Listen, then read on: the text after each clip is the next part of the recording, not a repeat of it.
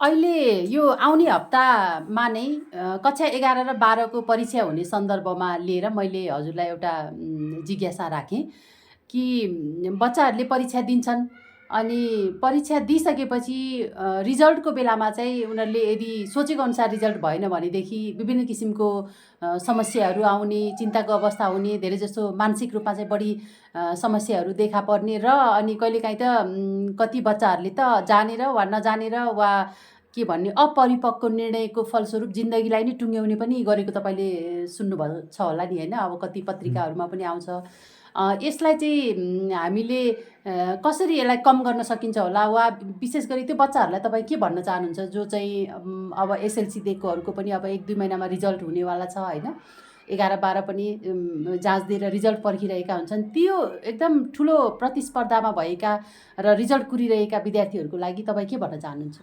म विद्यार्थीहरूलाई के भन्न चाहन्छु भने अनि असफलता आउँदाखेरि अब निरन्तरता हामीले दिन सक्यौँ भने हामी सफलतामा पुग्छौँ होइन। मेरो आफ्नो व्यक्तिगत भोगाइमा के छ भने मैले एसएलसी पढ्दाखेरि म 8 चोटि असफल भएँ, फेल भएँ। लगातार मैले 8 चोटि दिएँ अनि 9औं चोटिमा अनि मेरो श्रीमती, मेरो भाइ अनि मेरो सालीहरू उहाँ परीक्षा दिँदै थिए अनि मलाई कता कता आफूलाई हिन्ता बोध भएर म फर्केँ अनि फेरि 9औं चोटि परीक्षा दिन जाँदा चाहिँ तपाईँ परीक्षा नदिई फर्किनुभयो? परीक्षा नदिएर फर्केँ। 10औं चोटि मैले फेरि परीक्षा दिएँ र त्यसपछि अब म एकदम निराशा लाग्यो। अब मैले बाँच्नुको कुनै अर्थ छैन भन्ने लाग्यो। त्यसपछि मैले अल्वा एडिसनको किताब पढ्ने मौका पाएँ। उहाँ चाहिँ 959 चोटि असफल हुनुभयो। कुन किताब अरे? अल्वा एडिसन जसले बिजुली बनाउनु भयो। अनि उहाँको सफलता देखेर मलाई धेरै एउटा ऊर्जा आयो। उहाँ चाहिँ 959 चोटि असफल हुनुभयो भने म त जम्मा 8 चोटि मात्रै भएको छु। अनि अब्राहमलिङ्कनको किताब पढेँ मैले। उहाँ चाहिँ 13 चोटि जीवनमा असफल हुनुभयो होइन। अनि यो कुराहरूले मैले चाहिँ ऊर्जा प्राप्त गरेँ र मैले 29 वर्षको उमेरमा एसएलसी पास गरेँ। 29 वर्षको उमेरमा? 29 वर्षको उमेरमा 8 चोटि परीक्षा दिएँ। 9औं चोटि म फेल भएँ, 10औं चोटि म पास हुनुभयो। आखिर तपाईँले निरन्तर गर्नुभएको कारणले गर्दा त पास हुनुभयो नि होइन? असफलतामा मैले निरन्तरता दिएँ र मैले सफलता प्राप्त गरेँ। हो।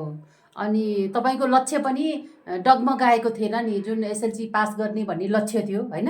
अब पास भएन त यसो गरौँ भनेर अर्को लक्ष्य तपाईँ तयार गरेर हिँड्नु भएन नि त। एउटै लक्ष्यमा तपाईँ लगातार 10 वर्षसम्म लाग्नुभयो होइन? 10 वर्षसम्म लागेँ। हो लाग्यो। अब म यसो हेर्दाखेरि कहिलेकाहीँ एउटा माकुरालाई पनि हेर्दाखेरि माकुराले जबसम्म जाल बनाउँदैन, तयार गर्दैन तबसम्म उसले चाहिँ निरन्तरता दिन्छ अनि लड्छ, फेरि उठ्छ, लड्छ, फेरि उठ्छ।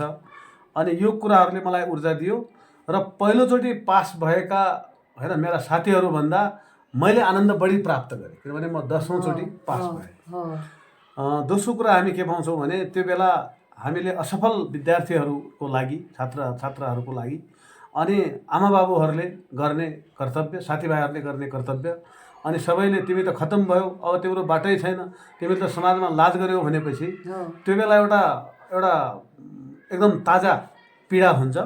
त्यो पीडामा झन् पीडा थपिन्छ, गहिरो पीडा। गहिरो पीडाको त्यसको आवेगमा मान्छेहरू आफ्नो जीवनलाई समाप्त गर्ने कुराहरू हुन्छ होइन। त्यो बेला आमाबाबुहरूले हेर छोरा तिमी त अहिले एक विषयमा फेल भयो, हत्तेरी मैले त सोचेको थिएँ तिमी 3-4 विषयमा फेल हुन्छौ, ल केही छैन 3-4 महिनामा इक्जाम आइहाल्छ भनेपछि भनिदिँदाखेरि पनि अनि एउटा बोट ढल्ने बोटमा, हावा लागेर ढल्ने बोटमा उखेर लागे जस्तै हुन्छ।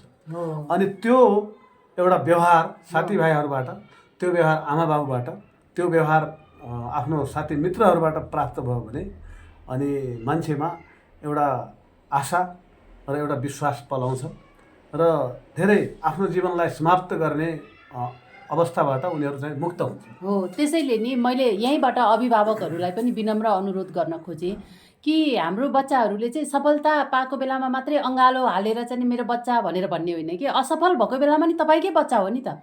त्यही भएर हामीले असफल भएको बेलामा, बच्चा रोइरहेको बेलामा, मलाई टाउको दुख्यो, छटपटी भयो भनिराखेको बेलामा तपाईँ साथमा हुनु पर्यो र यो परीक्षा नै जीवनको अन्तिम निर्णय होइन। फेरि हामी परीक्षा दिन सक्छौँ, जेमा कमजोरी भएको थियो त्यसलाई फेरि सुधार गर्न सक्छौँ। म छु, के सहयोग गरौँ तिमीलाई भनेर चाहिँ बच्चाको साथसाथमा रहने, उसलाई चाहिँ उसको भावना बुझेर चाहिँ अरू व्यवहारहरू गर्ने, कुराकानीहरू गर्ने, एक्लै नछोड्ने गरेर चाहिँ हामीले सहयोग गर्नुपर्ने।